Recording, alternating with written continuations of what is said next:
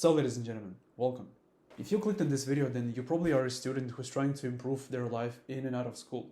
And in this video, I'm going to share with you the schedule that I've been living by for the past 3 months to make sure that I don't let the school suck my soul and that I actually have the time for the gym, for learning, for side hustle, and everything which probably even matters more than the studying itself. So at first, I'm going to walk you through the exact routine that I live by so that you can see how it works for me. Then I'm going to explain what and why, how it works, and how does the system even operate in my life. Then I'm going to share some tools and give you some tips on how you can actually implement it for yourself. And last but not least, I'm going to explain to you how I did this so that you can do exactly the same. So I don't want to waste much time, but before we get into it, I do want to mention that this schedule is harsh and it requires immense level of discipline and the desire to grow. So if I said that there's some magic schedule or some productivity hack that's going to make it all easy for you, then I would lie to you, because there is no such thing. So if you're not ready to work a little bit harder and sacrifice a little bit more, then this video is going to be pointless for you to watch. But if you're still here, then welcome and let's get into it. So here's exactly how my routine looks like most of the weekdays and sometimes even weekends. I usually wake up from 5:30 to 6 a.m. I immediately do my cold exposure, which I've been doing for very long now. After that, I'm sitting to meditate. Those two are non-negotiables. And before school, I usually do 1 hour of deep focused work where I find my leads, or I just do like not really the hard work but the boring work. So that after school, my brain is not really pumping up with this boring activity and useless information, so that I can actually focus on the creative side of my work and do something more interesting, which requires more of my focus and brain power. And also usually on Mondays, I do have one cardio day, which means that when I wake up at 5:30, first thing that I do is I go for a run. Not for long, probably for like 20 to 35, 40 minutes. But that's just to get things like pumping inside of my heart, and it's really good kind of vibe when you're running outside and it's pitch black and you're like kind of on the grind, and it's a very, very good feeling for you to have, and it really boosts the dopamine for the whole week, I think. From 8 to around 15:30 is my studying hours, so that means that I'm in school, and I only get home by like 4 p.m. on something on the days when I don't have gym after school. 2 days in the week, usually the hardest ones, I choose to go to the gym right after school. If I'm lucky, I'm gonna eat something. If not, then I'm going to pump myself with food right after the workout. If I do have the gym, considering that I live like kind of far away from the gym, it's going to take for around like 2, most of the time 3 hours, which means that I'm going to get home kind of late, probably by 8 or even 9 p.m. sometimes. And on those days, I do sacrifice a little bit of my sleep because I work until like 10 p.m. to get all of the things done. And sometimes I do record my vlogs on those days, so that I kind of have to film a little bit of my vlog after the gym when I get home, then work, make this kind of a time lapse, and then record the ending of the vlog, which like takes time, and then go to sleep hopefully by 10 or 11 p.m. Still waking up 5:30 the next day and doing the exact same thing, but probably not going to the gym, and work for 3 or 4 or 5 hours instead of 1 hour that I would work if I went to the gym. Forgot to mention about the gym that I do have 2 rest days on Mondays and Tuesdays because of the fact that I have kind of a tough schedule on those days, and then I get to like run on Monday morning, and Tuesday is my full rest recovery day. So, as I mentioned before, my written bedtime is 9 to 9:30 p.m., but very rarely do I get to bed by that time, especially in the weekdays. On the weekends, I do, obviously, which is probably the best time for you to sleep and prepare for the next week, kind of. And the reason why I choose to sacrifice my sleep like 3 or 4 days in a week is because I really do believe that when you're young, you have this energy and like this. If you have enough desire, then you're going to be having enough energy to get off your bed and get inside of the cold shower every single morning and like push yourself as hard as you can. So like push everything through the wall of resistance, kind of, until the point you actually manage to get your routine into place, and then you're like disciplined and you can trust yourself, and then you can relax a little bit and feel free to adjust your routine to your work, and like depending on what is it that you're gonna do later down the line. But for the period where you're young and you have the physical energy and you're recovering very fast, I think it's very important to prioritize the work, sometimes even above your sleep. I'm not saying that sleep is bad, that you should be sacrificing your sleep. It's not, and you should be sleeping very good consistently at the same time, but the important thing is to understand that sleep time is not as important as sleep quality.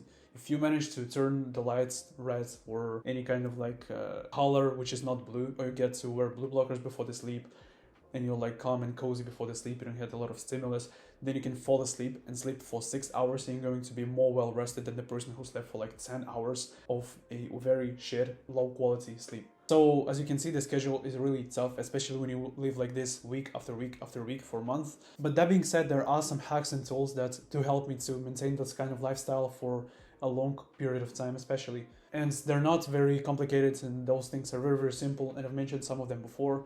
But yet, if you manage to implement all of them and stick to them consistently, they're going to have an insane impact on your life, rest, and you're going to just simply feel a lot more energetic and inspired to work harder. So first things first, the thing that's helping me to stay a lot more productive than I usually would be is intermediate fasting. So I'm not eating anything before 11 or 12 p.m. every time I'm at home, meaning on the weekends. And when I do go to school, I usually try my best to not eat anything before 9 a.m. because I don't know, after 9 a.m. in school, I get a little bit hungry and I'm not that focused anyway, so I might as well eat something.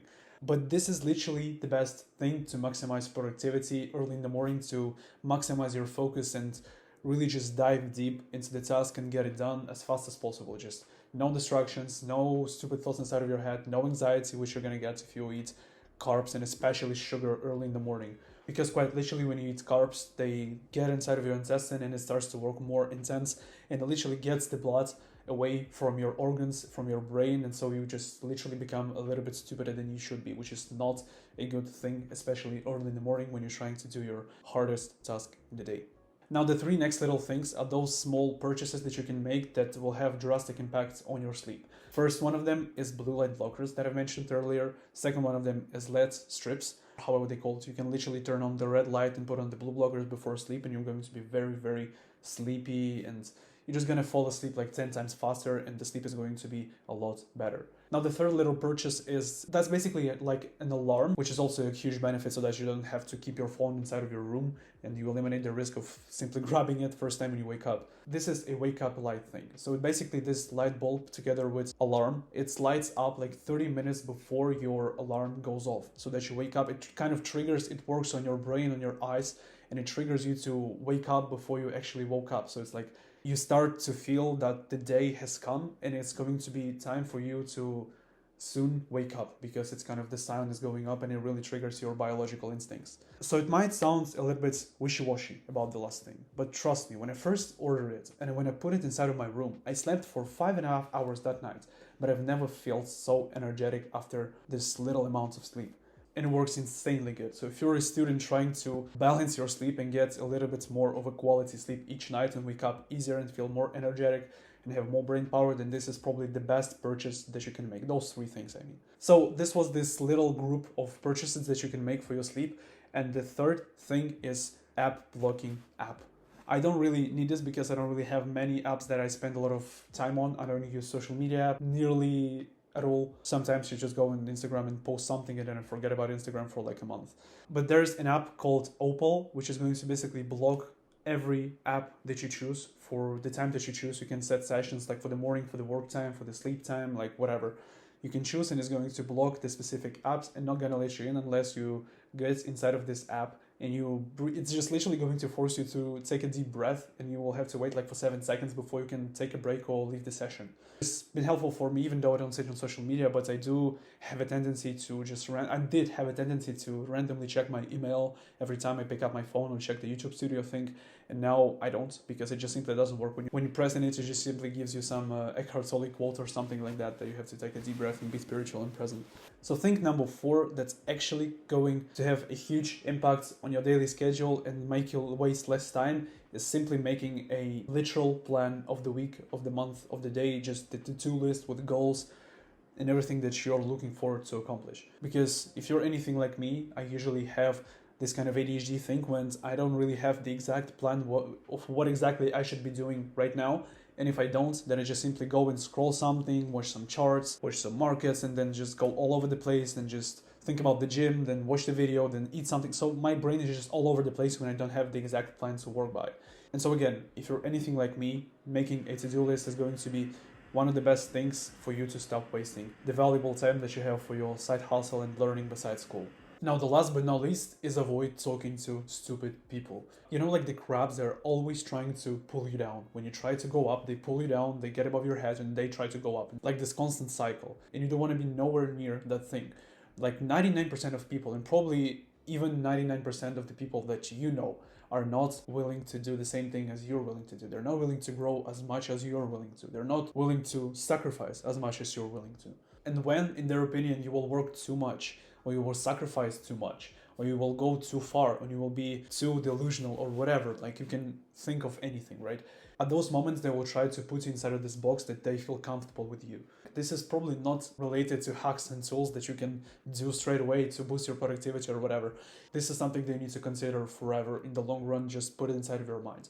Don't let anyone discourage you and tell you that you don't have to work as much, you don't have to overwork yourself, or that you need to rest more and that you need to take things easier. Don't push too much, take care of yourself and whatever, which you should do. Of course, you should be resting, you should be taking care of yourself, but those people have a different kind of perception of taking care of yourself. And again, chances are that for you, it's probably the exact opposite. So don't listen to those people and always think for yourself.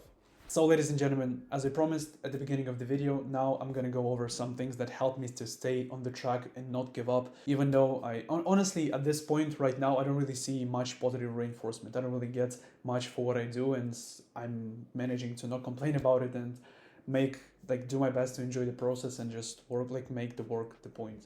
Honestly, this is just about your mindset. Everything is inside of your head, and my girlfriend has been reading this book recently. She's reading it right now. It's called Breaking the Habit of Being Yourself by Joe Dispenza, where he talks about quantum physics and how your mind and perception, visualization and feeling, literally you yourself, can influence your future and get any desired outcome if you really want it hard enough that you can literally imagine yourself in the position of the thing. I'm not exactly sure how it's interpreted in the book, but that's how I understand it, at least, because I've been reading Think and Grow Rich by Napoleon Hill, and he talked about the exact same thing. There was a guy who thought himself to literally dying because he took some sum of money and he gambled it and he lost it. And then he started to think to himself that he's gonna die, they're gonna kill him, and it's going to be so fucked. And they then found him dead inside of his hotel room, where he basically just thought himself into death. So, ladies and gentlemen, that's basically it. If you watched until this moment, then I want to say thank you. If you found this video valuable, then don't forget to leave a like and subscribe to this channel. I wish you an amazing day and take care. I'll see you in the next one pretty soon.